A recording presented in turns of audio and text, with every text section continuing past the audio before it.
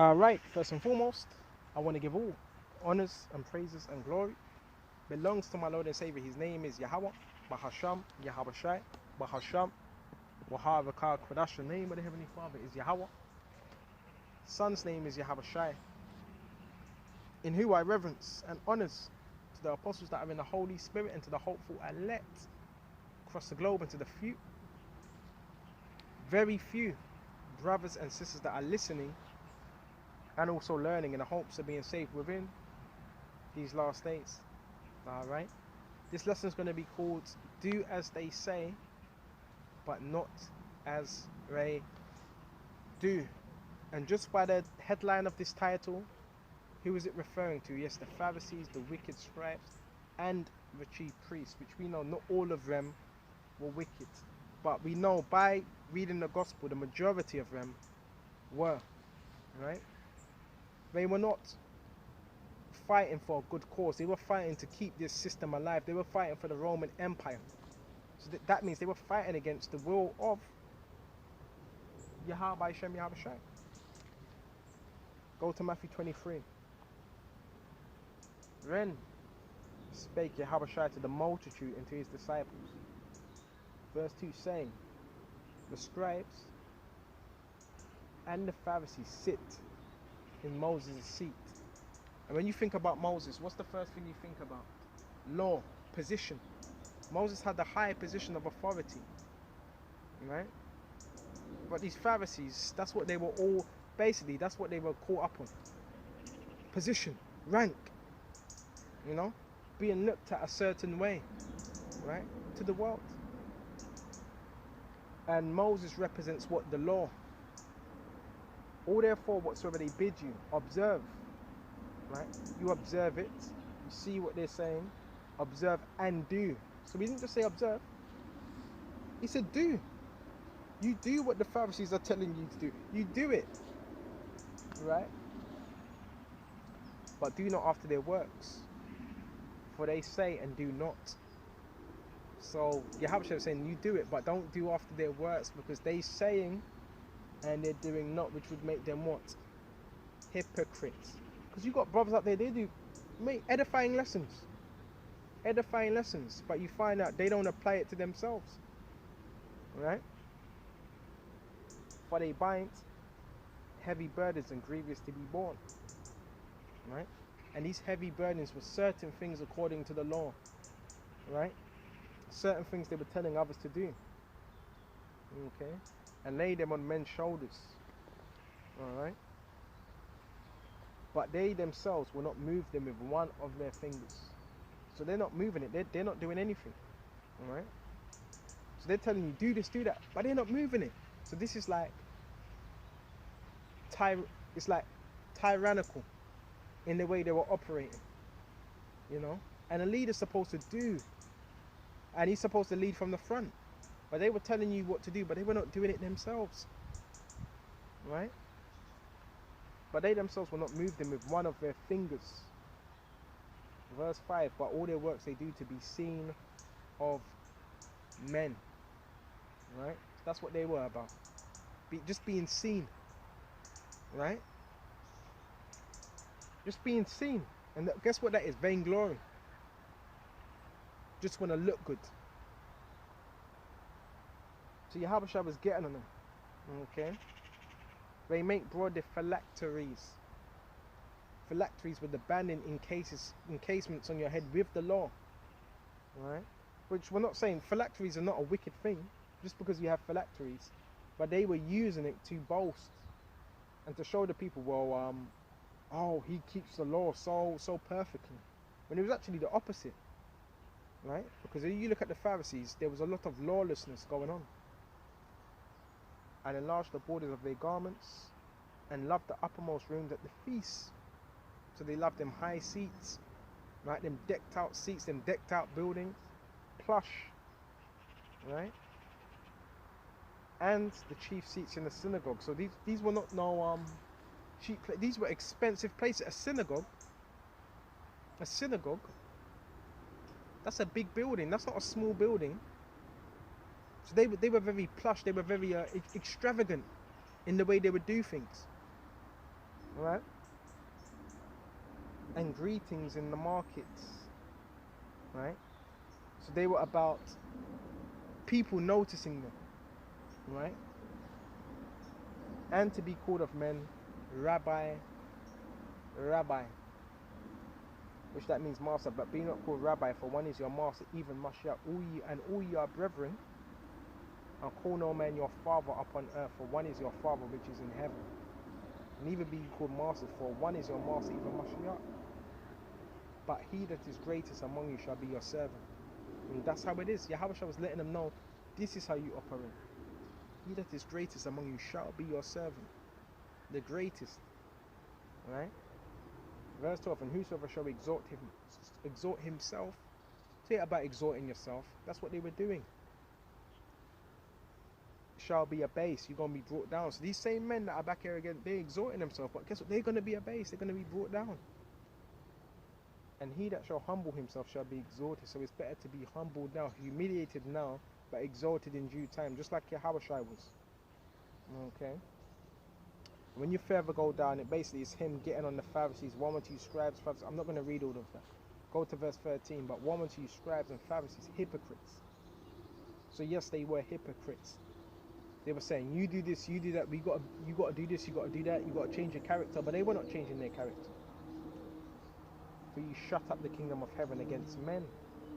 For neither you go in yourselves, neither you suffer them that are entering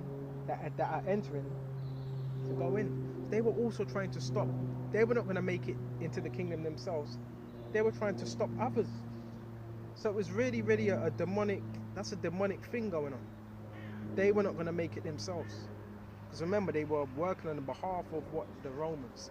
So their whole thing is, well, let me try and stop others. And you have men like that in the truth that may have sold out and they'd be like, oh, I'm taking him with me. You have men that think like that, demonic. They try to close the kingdom of heaven, shut the door to you. And another way you do that is by not teaching them of Yahawashi, everything, the whole gospel.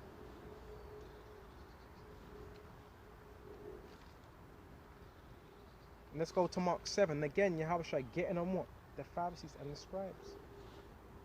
When came together unto him the Pharisees and certain of the scribes, which came from Jerusalem, and when they saw one of his disciples eat bread with defiled, to say, with unwashing hands they found fault. So they actually saw his disciples eating with unwashing hands. Why the hell were what were they doing watching? So hold on a minute. So what did the disciples eating? That means they were watching the disciples eating. They were looking deeply at their hands. That's spying. They found fault. It says they found it. So these individuals, they were always looking for fault. And it's the same thing again today. Come on, I've been knowing this for a long time. You have certain men, they watch all their videos, especially the highways and byways, right? Especially them videos as well, and they try to, make something of it or find fault, Because that's just the way certain people are, right? But it says they found fault. So there was really no fault. It had to be found, right? For the Pharisees, and that's a sign of a very insecure person. That's an insecure trait. Always looking for faults. That's an insecure trait. For the Pharisees and all the Jews, except they wash their hands often, eat not holding the tradition of the elders. So they could not sit with the Pharisees to eat at the table because they had not washed their hands, right? This is a Levitical, yes, law, right? Because you had to purify yourself before you came into the temple. And when they come from the market, but it says holding tradition, Salakia, of the elders. So this was a tradition over the years that was held, right? And it says, and when they come from the market, except they wash, they eat not, and many other things there be which they have received to hold, as the washing of cups and pots, brazen vessels, and of tables, right? So it wasn't just that. It wasn't just themselves. Everything. The tables had to be spotless, clean, shining, right? The cups had to be shining, all of that. Okay, and that's spiritual, because what did Yahawashi say? You may clean the inside of the cup, but outwardly you are full of what? Dead man's bones. You're doing that, but inwardly you got fucking dead.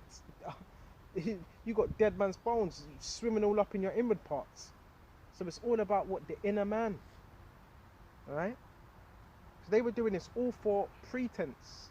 Brazen vessels and of tables. Then the Pharisees and scribes asked him, Yahawashi, why walk not thy disciples according to the tradition of the elders? How comes they're not walking to the conformity of this system? Because it was still like a conformity of the system.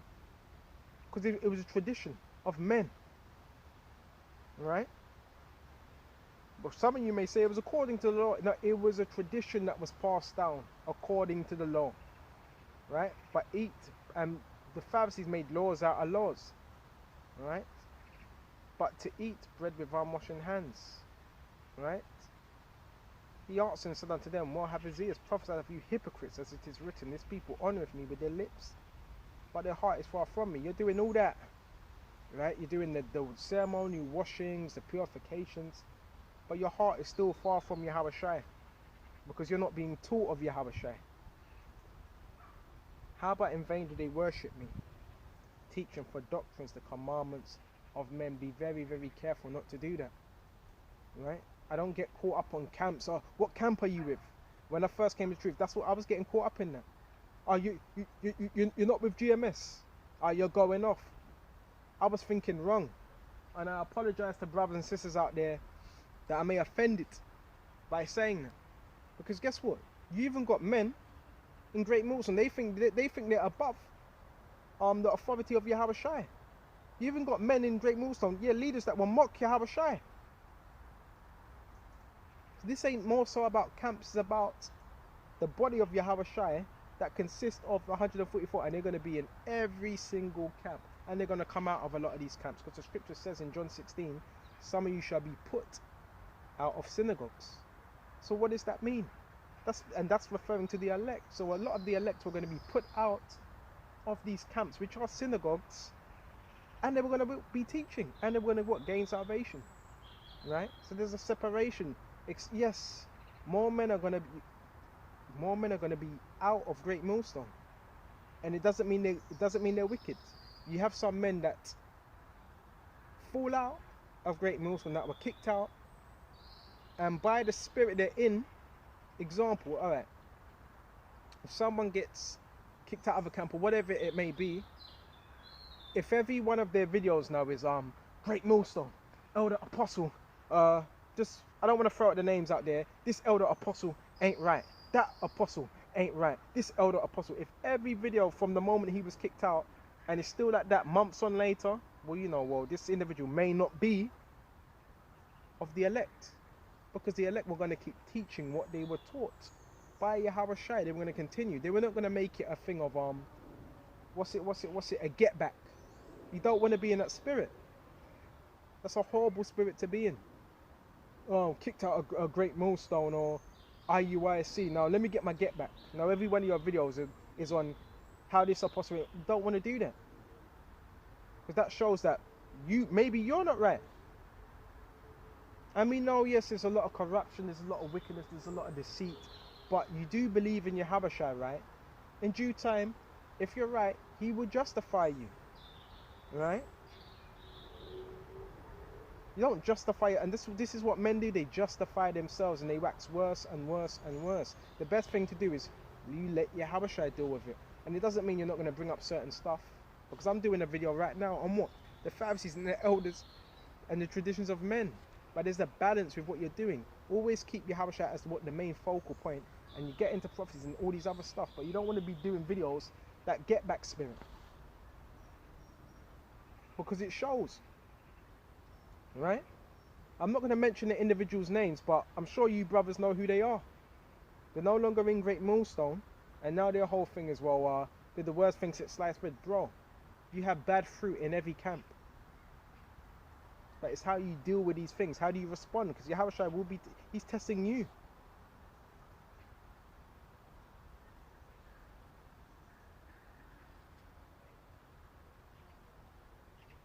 How about in vain do they worship me? Teaching for the doctrines and the commandments of men. So you have some that will do that, right? You got to do it this way, you got to do it that way, you know. Try to put restrictions on you, which restrictions are not bad, it just depends on the restrictions. Verse 8.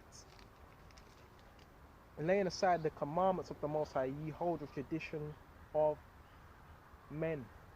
That's what they were doing. As the washing of pots and of cups and of many other such things you like do. And he said unto them, full well you reject. So let me check the time. And he says, yes, full well you reject the commandment of the Most High, that you may keep your own tradition.